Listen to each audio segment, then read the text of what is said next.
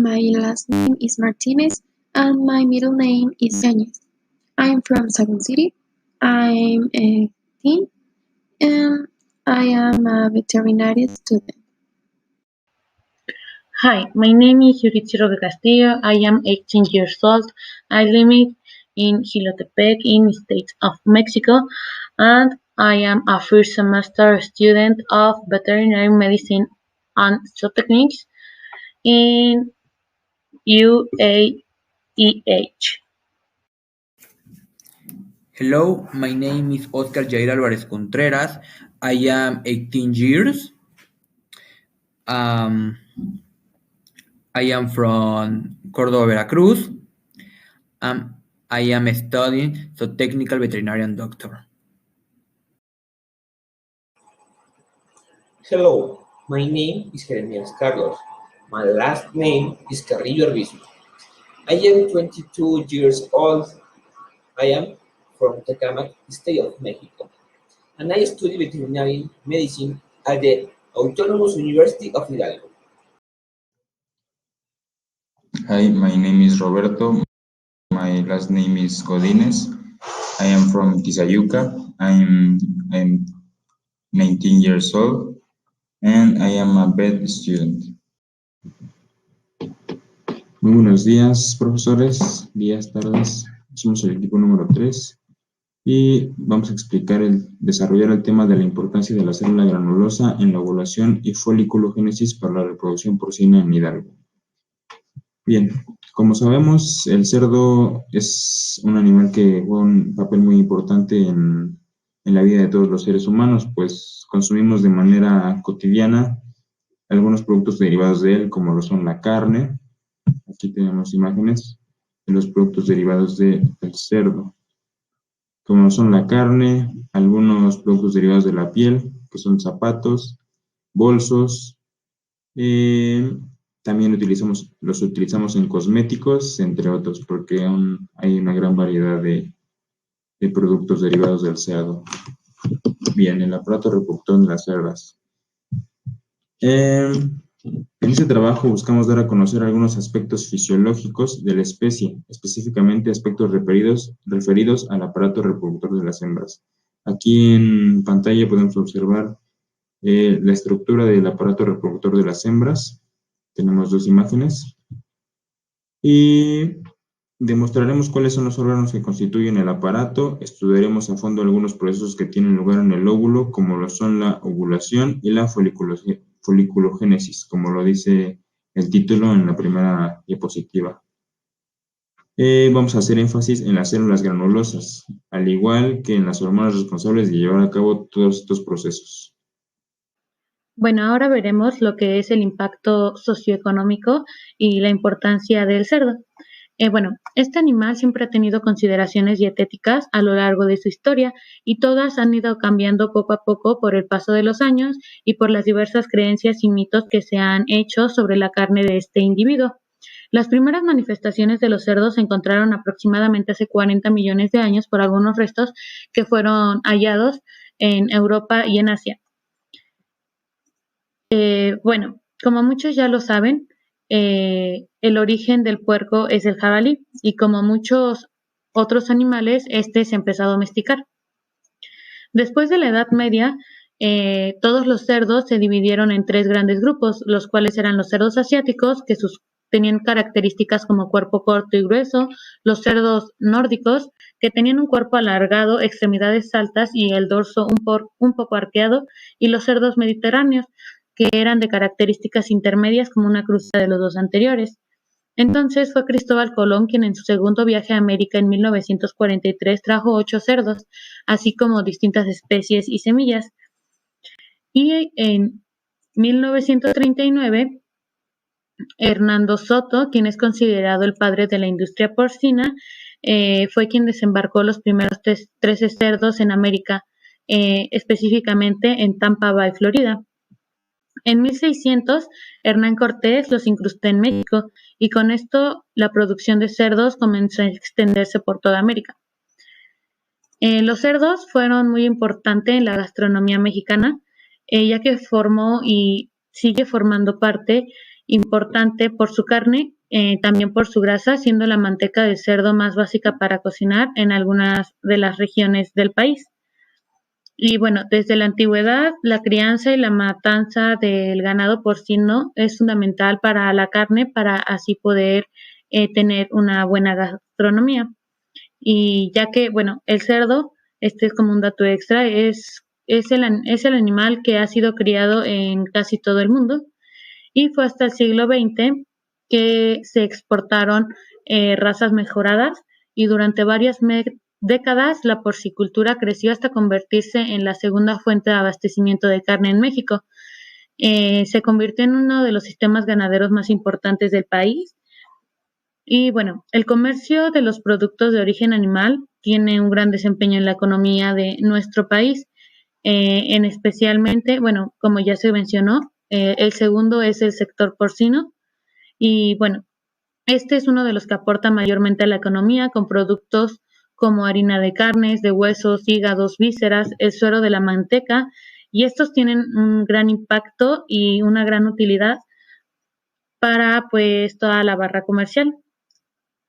Actualmente la porcicultura se mantiene como una industria importante dentro de la actividad pecuaria en el territorio nacional, generando más de 1 millón de toneladas anualmente como una marca de presencia en diversos estados, y que han llegado a representar hasta un 48% de la reproducción nacional. Bueno, del cerdo se ocupa prácticamente todo.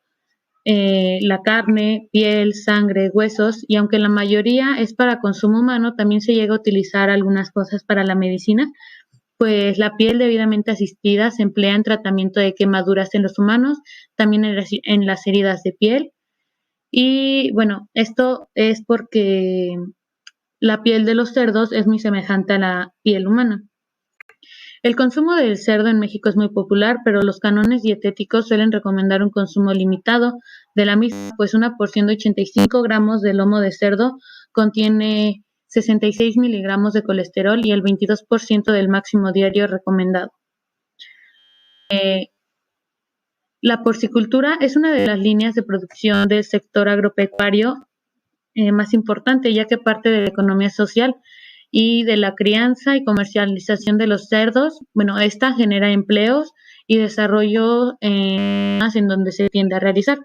El cerdo es uno de los animales más fáciles de domesticar, como anteriormente se dijo, y por su rápido crecimiento, este favorece la producción de carne del mismo individuo. Y en su importancia social se ve respaldada por la contribución a alimentos proteicos de origen animal ya establecido en la población, aumento de trabajo para el desarrollo de este animal, como ya se dijo, genera muchos empleos en las granjas porcinas, tanto de cerdos en crecimiento como de cerdas de parto, y el cerdo, aparte de todo esto, permite diversos estudios en el campo de la medicina humana. Pues ya como se dijo, también es su cuerpo, sus sistemas, aparatos y células son muy parecidas o muy similares a las de nosotros los humanos. Y bueno, este sector, el sector porcino genera mucho dinero, ya que la carne y los derivados son muy comerciables, aparte de que pues es empleado en la industria farmacéutica, de medicina, artesanías, de moda, entre otras. Y bueno, entonces entramos ahora a lo que es el estado de Hidalgo. En el estado de Hidalgo, cada fiesta decembrinas o de Año Nuevo incrementa de un 35 al 40% sus ventas anuales de los cerdos, ya que las familias están acostumbradas a hacer platillos tradicionales tanto de gastronomía nacional como de gastronomía hidalguense, como los tamales, pozoles, también diversos platillos no tan tradicionales, aparte de que la carne de cerdo en Hidalgo es mucho más barata que la de res, ya que la de cerdo está en un precio de 100 pesos el kilo y la de res está en un precio de 130 pesos por kilo.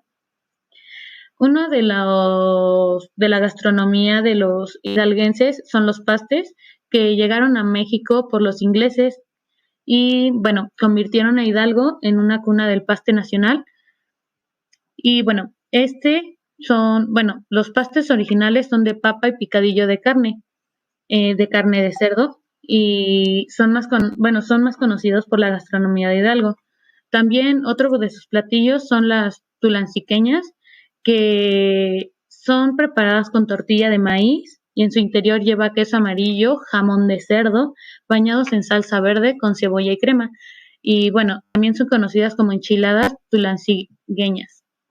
El cimbo, bueno, este es de origen del Valle del Mezquital y es una palabra otomí que se dice que en su origen se daba a municipios de Actopan y de San Salvador.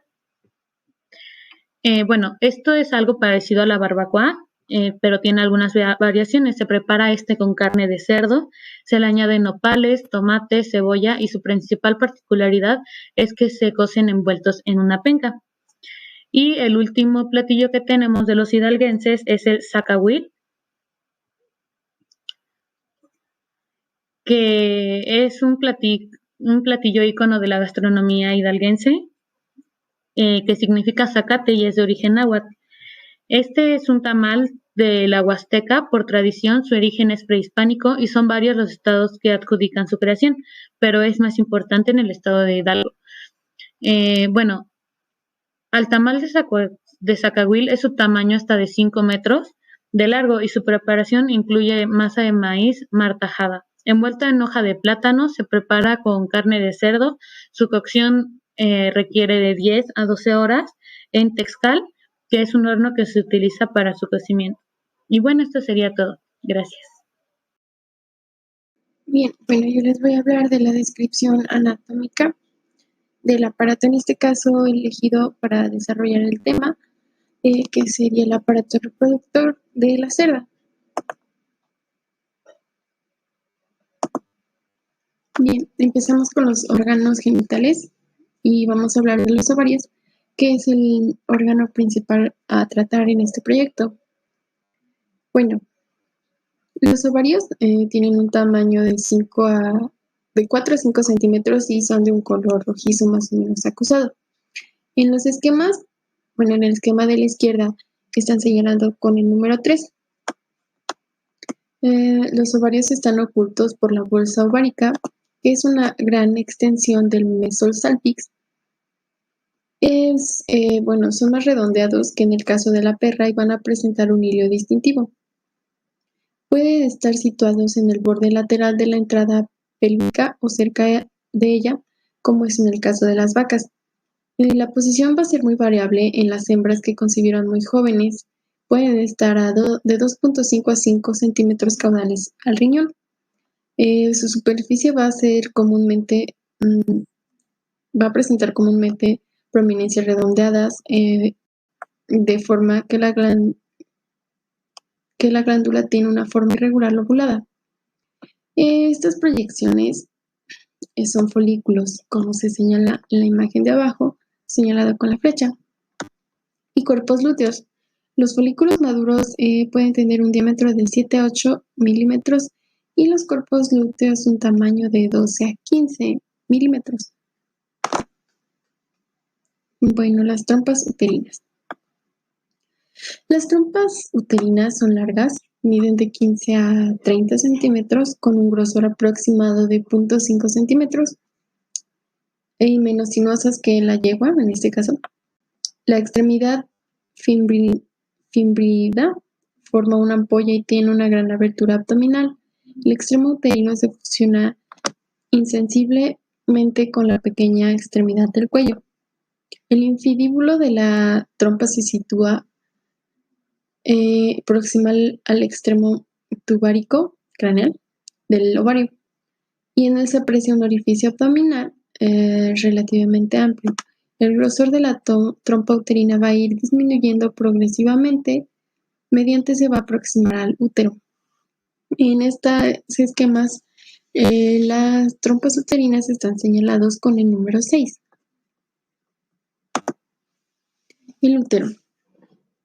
El útero va a presentar varios hechos notables. El cuerpo mide 5 centímetros de largo,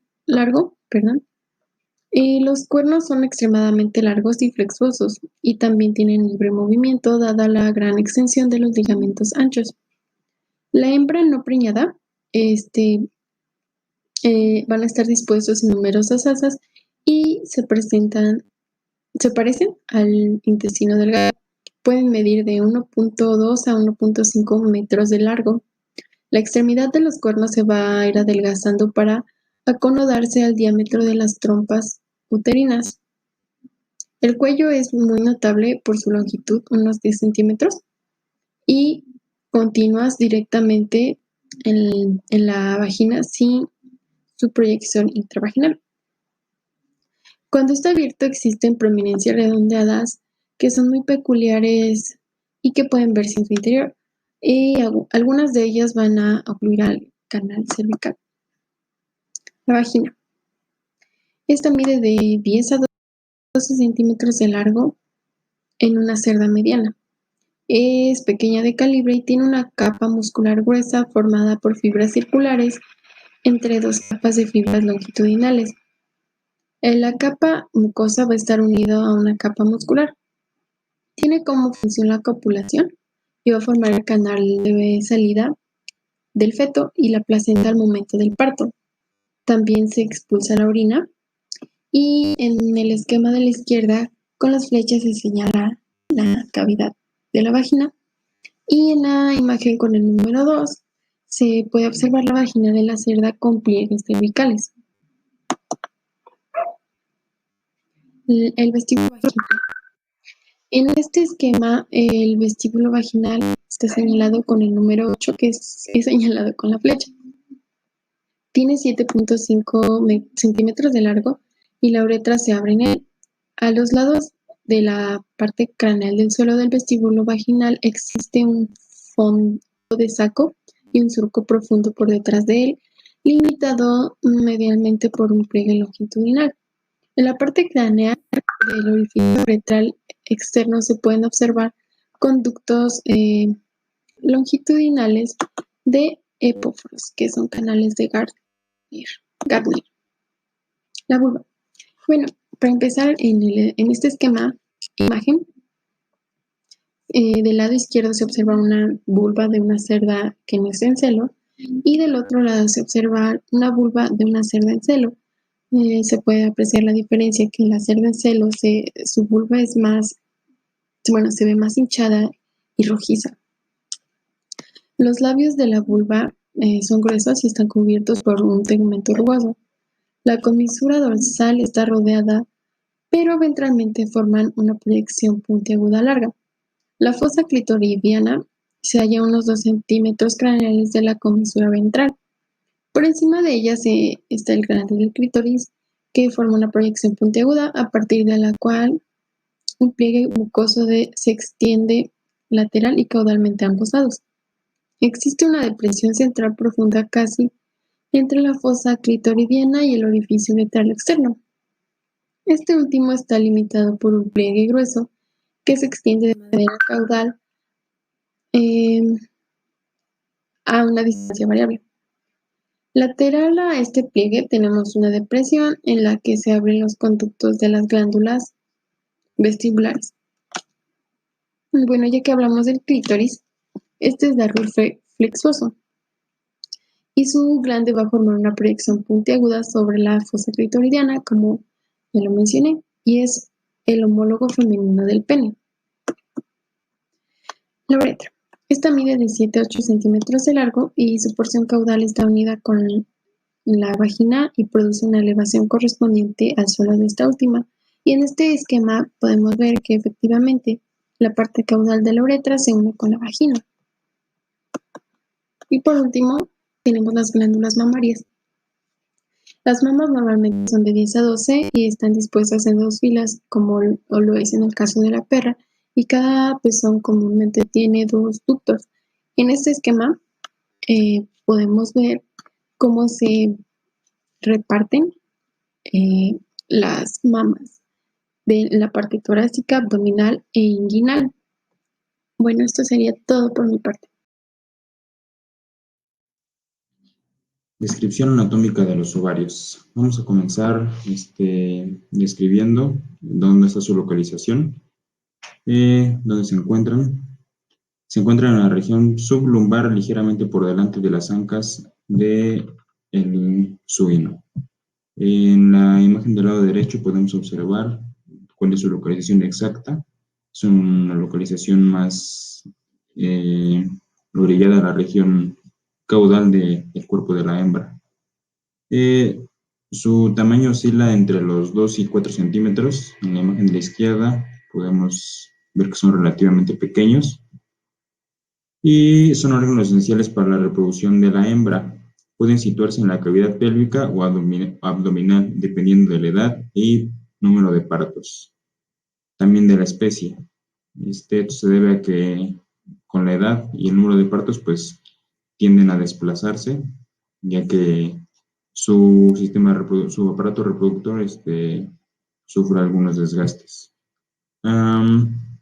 Sus funciones principales son la gametogénesis a través de los ovocitos, es una función exocrina, y la síntesis de hormonas es una función endocrina. Algunas hormonas las veremos ya más a detalle en lo que va de la presentación. Descripción histológica del ovario. El ovario es un órgano parenquimatoso, en el que se pueden observar dos porciones, una cortical externa y una medular interna. A la zona cortical o corteza se le denomina también zona parenquimatosa, por la presencia de estructuras funcionales como son folículos en desarrollo, folículos atrésicos, cuerpos hemorrágicos, cuerpos lúteos funcionales y en regresión. La zona medular se denomina a su vez zona vascular, ya que en esta región del órgano se encuentran los vasos sanguíneos, nervios y tejido conjuntivo, así como restos embrionarios de la red ovárica. En la zona de la corteza podemos encontrar lo que son folículos ováricos. Los folículos ováricos evolucionan a través de 4 etapas del desarrollo. Están rodeados por tejido estromal y consiste en un ovocito primario y sus células foliculares. Folículos primordiales. Los folículos primordiales son el único tipo de folículo presente en hembras antes de la pubertad. Tiene una estructura constituida por un ovocito primario, deteniendo en la metafase de la primera división meiótica, rodeada de una sola capa de células aplanadas, llamadas células foliculares. Los folículos primordiales constituyen la reserva de folículos en reposo, los cuales serán progresivamente eliminados durante la vida reproductiva. Se encuentran principalmente en la periferia de la corteza, inmediatamente por debajo de la túnica albuginea. Sin embargo, al llegar a la pubertad se desarrollan otros tipos de folículos. Folículos primarios. Los folículos primarios contienen un ovocito primario rodeado por varias capas de células foliculares. A medida que el ovocito aumenta de tamaño, la capa única de células aplanadas se convierte inicialmente en una capa de células cúbicas y cilíndricas. Entre el ovocito y las células de granulosa circundantes se originan espacios en donde se deposita una sustancia que representa el inicio de la zona pelúcida y que están formadas por glicoproteínas producidas por el ovocito. La adquisición de la zona pelúcida es una característica del folículo primario. A medida que los folículos aumentan de tamaño, van desplazándose gradualmente hacia el interior de la corteza. Folículo secundario. La transformación de folículos primarios a folículos secundarios implica la transformación de células foliculares, que forman un epitelio estratificado alrededor del ovocito, llamándose células de la granulosa. Además, en esta etapa se completa la maduración de la zona pelúcida. Posee glicoproteínas, las cuales poseen propiedades funcionales durante la fecundación mucopolisacárida, ácido sialícico y ácido hialúrico. La célula de granulosa del folículo secundario. La célula de la granulosa es una célula somática proveniente del cordón sexual. Está asociada con el gameto femenino en el desarrollo, llamado ovocito u óvulo, que está en el ovario de los mamíferos. En el folículo ovárico primario y posteriormente en el desarrollo del folículo llamado foliculogénesis, las células de granulosa avanzan para formar el conjunto de células que rodea al ovocito durante la fase preovulatoria o al final del folículo antral. Las principales funciones de la célula de granulosa incluyen la producción de esteroides sexuales, así como múltiples factores de crecimiento que tienen el objetivo de interactuar con el ovocito durante su desarrollo. La producción de los esteroides sexuales comienza con la hormona folículo estimulante, FSHI. Esta estimula a las células de granulosa en convertirse a los andrógenos procedentes de células de la teca en estradiol, usando la enzima aromatasa durante la fase folicular. Sin embargo, después de la ovulación, las células de la granulosa se convierten en una célula luteica y produce progesterona. La progesterona permite el embarazo, origina y la producción de una gruesa capa de moco cervical que impide la entrada de espermatozoides en el útero. Folículos grafianos. Esta es la etapa final de la maduración folicular. El tamaño que llega a alcanzar el folículo maduro protruye hacia el exterior del ovario. El ovocito, que entonces se encuentra rodeado por una capa estratificada de células foliculares que se conoce como corona radiata, estos folículos dan lugar a la ovulación. Por último, tenemos esta ilustración de un ovocito mostrando la secuencia desde el origen, crecimiento y ovulación de folículos y formación y regresión del cuerpo lúteo. Bien, ahora hablaremos de la ovulación del porcino, en donde la hormona luteinizante es producida por la glándula pituitaria, o también conocida como la hipófisis. Bueno, la hipófisis está ubicada debajo del cerebro y la hormona luteinizante juega un papel muy importante en el desarrollo y funcionamiento sexual del porcino, desencadenando la liberación del óvulo del ovario, y esto se le conoce como ovulación. La hormona folículo estimulante estimula el desarrollo, el crecimiento, la maduración puberal y los procesos reproductivos del porcino. Esta hormona es sintetizada por la parte anterior de la glándula pituitaria, produciendo la maduración de los ovocitos. La ovulación es la liberación de un óvulo del ovario hacia las trompas de falopio. El aumento de la hormona luteinizante es gracias a otra hormona llamada estrógeno, las cuales harán que se haga una ovulación, y así aumentará la producción de otra hormona llamada progesterona, la cual ayudará a condicionar el endometrio para el embrión durante el embarazo.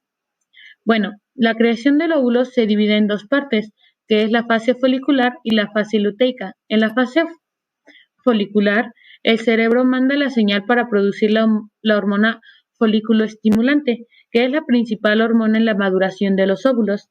El ovario contiene muchos folículos, que son cavidades llenas de fluido de ovarios, y cada folículo tiene un óvulo inmaduro. La hormona FSH es la encargada de estimular una cantidad de folículos para que se desarrollen y comiencen a producirse los estrógenos.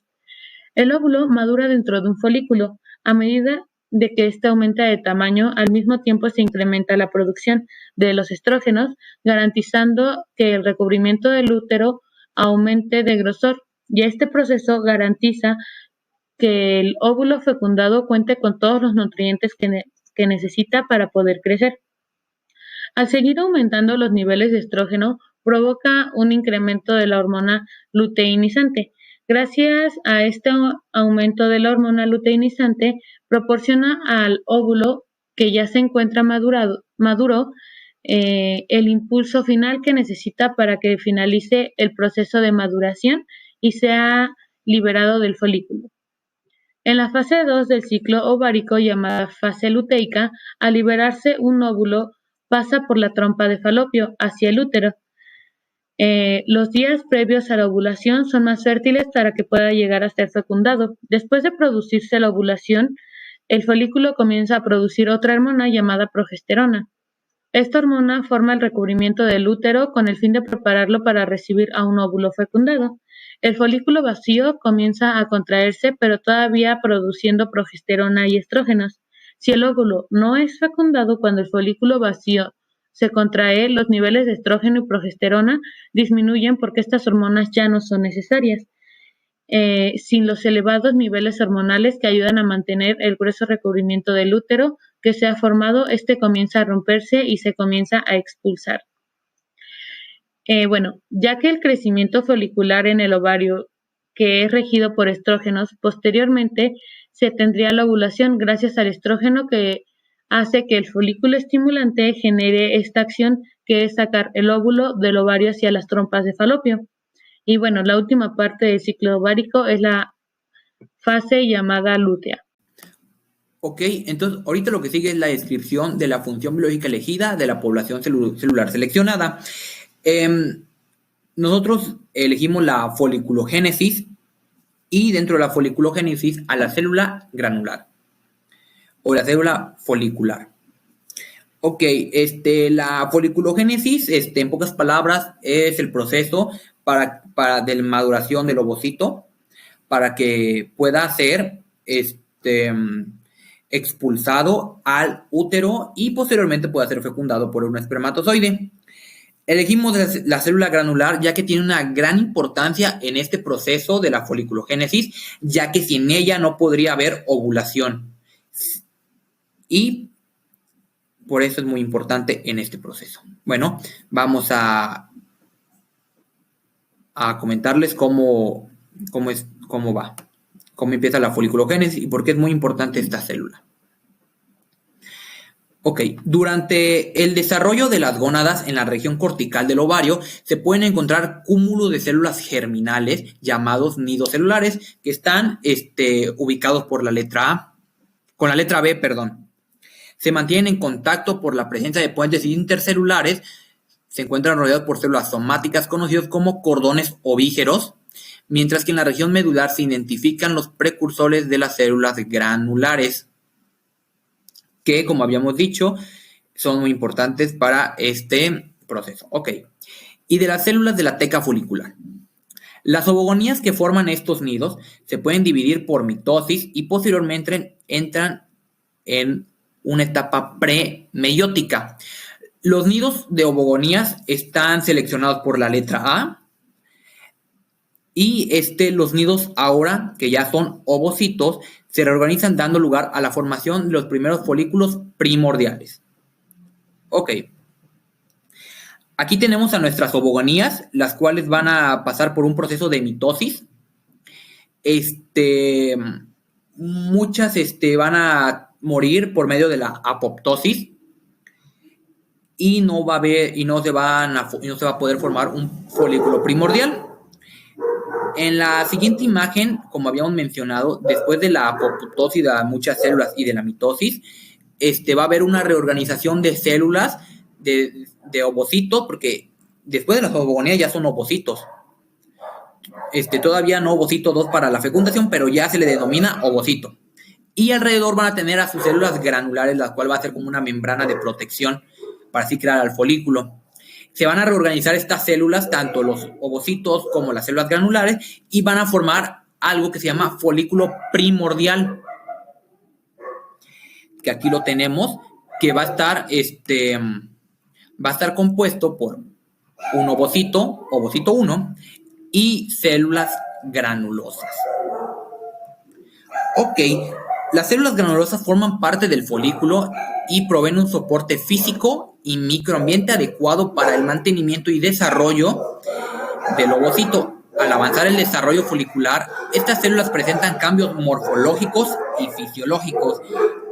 Cada vez que el folículo va cambiando a folículo primario, secundario y terciario, estas células granulosas van a cambiar toda su forma, tanto morfológica y fisiológica. ¿Para qué? Para tener un mejor ambiente y poder y que esté mejor el lugar para que nuestro ovocito pueda crecer y pueda ser expulsado al útero. Ok, la transición del folículo primordial a folículo primario, durante este proceso de transición, las células granulosas planas que ordenan al ovocito en el folículo primordial proliferan formando una o dos capas y se transforman en células cúbicas, dando lugar a un folículo primario.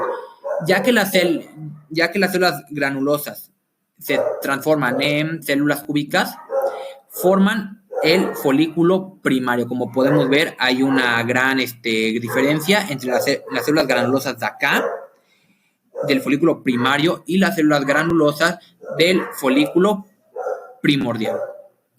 Ok, sigamos. En los folículos primarios, las células granulosas son independientes de la acción de las hormonas gonadotrópodas, o sea, del folículo estimulante y la hormona folículo estimulante y luteinizante. Pero en los folículos secundarios se incrementa un número de receptores para ambas hormonas, regulándose la síntesis de estradiol y progesterona. A partir de la hormona folículo estimulante y luteinizante, y ya que las células granulosas tienen receptores para esas hormonas, el ovario va a sintetizar otras hormonas llamadas progesterona y estradiol, que también van a ser súper importantes para la ovulación. Los receptores para la folículo estimulante se localizan en la membrana de las células granulosas, mientras que los receptores para la luteinizante están presentes en la membrana de las células granulosas y la teca folicular del folículo secundario. Aquí tenemos al folículo secundario, que como habíamos dicho, tiene células granulosas ya cúbicas, y tiene una teca. Estas tecas también va a ser súper mega importante, ya que también tienen receptores de hormona folículo estimulante y luteinizante para este proceso. En la etapa de folículo secundario a folículo terciario, ya va a suceder el último cambio de este folículo, se incrementa un número de capas de células granulares. Va a haber mucho incremento de estas células por la activación del factor de crecimiento epidérmico, insulínico y la hormona antimulleriana, que estimulan la proliferación de estas células, o sea que la división de estas células. ¿Para qué? Para poder crear más capas. En el folículo terciario, la célula granulosa presenta una disminución de número de receptores de folículo estimulante, pero un incremento en los receptores de luteinizante, produciendo un decremento en la concentración de la hormona estradiol y un aumento en la síntesis de progesterona. Estos cambios preparan al folículo para la expulsión del ovocito durante la ovulación. Gracias a esta hormona de progesterona, es que nuestro óvulo puede salir del folículo y de las trompas de falopio. ¿Para qué? Para poder ir, y del ovario para poder ir al útero y posteriormente pueda ser fecundado.